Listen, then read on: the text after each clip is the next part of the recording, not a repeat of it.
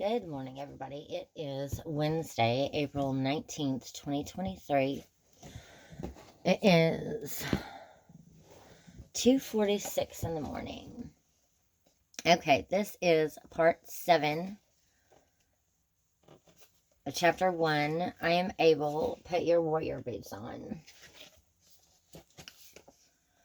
Goddess living scratches the Christian itch, but we have to keep scratching because the itch never goes away. It's a lifetime of toil. We never develop depth. We never get in shape for the hills. We never know true change and satisfaction. The process by which we tangibly experience the glory and benefit of God through the long obedience that makes us holy. Our warrior skills don't develop while we live goddish lives.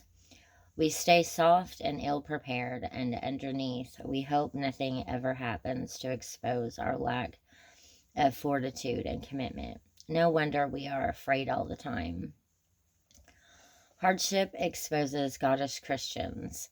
The hills of life are the gift we never want, the catalyst for growth and satisfaction we desperately need. On flat ground, we can't see our whole truth. Not only are we spiritually out of shape, but when we do come face to face with our spiritual inadequacy, many of us waste time pretending there is a way around the hill. I appreciate the bluntness with which John Eldredge said this in his book, Walking with God.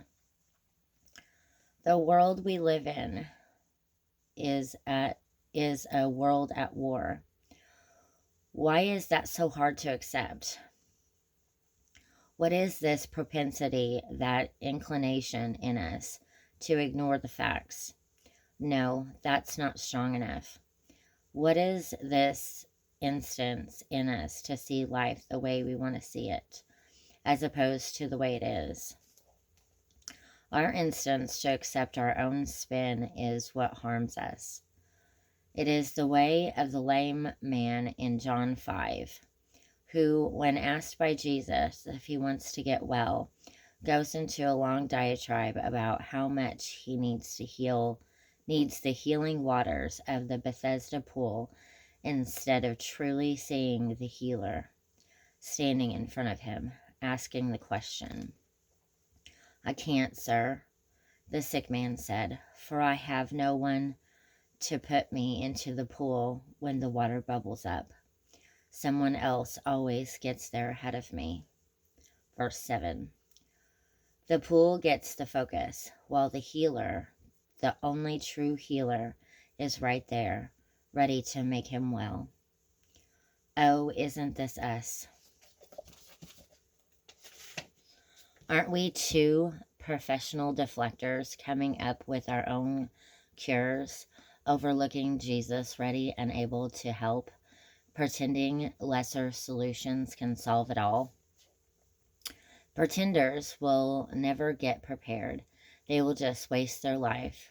I'm weary of this gig.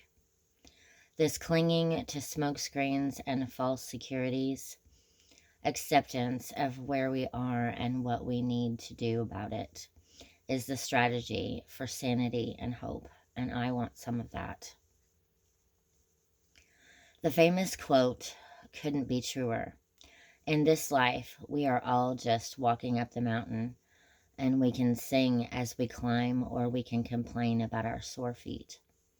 Whichever we choose, we still got to do the hike. No matter the level of crazy, no matter whether we want to or not, no matter if we are properly prepared for what life throws at us, we still got to do the hike. The hills of life are the gift we never want, the catalyst for growth and satisfaction we desperately need. On flat ground, we can't see our whole truth. I'm tired of lamenting about the hills because I'm not in shape. I'm tired of trying to control things I cannot. I'm tired of fighting uphill battles with the world for my kids to turn out as decent human beings who love God. I'm tired of drugs stealing the lives of our kids away.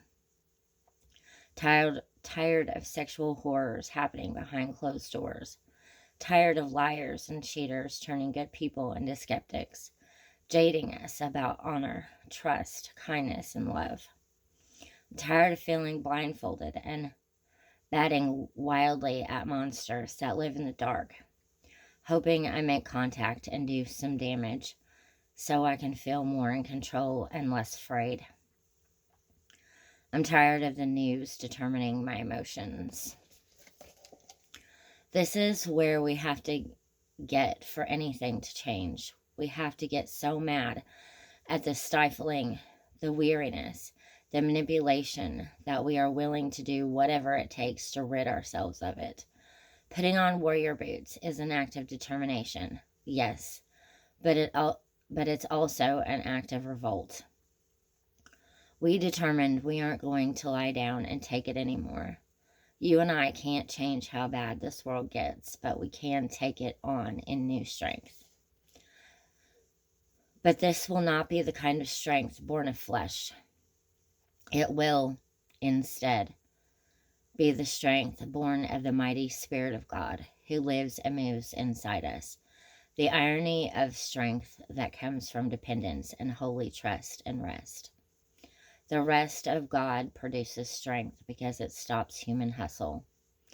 Often we create our own weariness because we refuse to rest in God.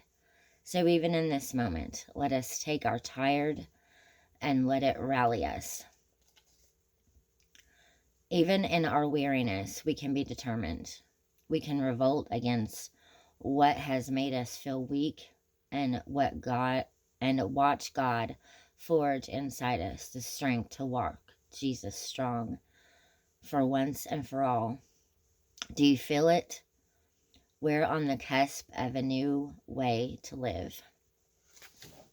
Okay, so that is all for part 7, chapter 1. I am able.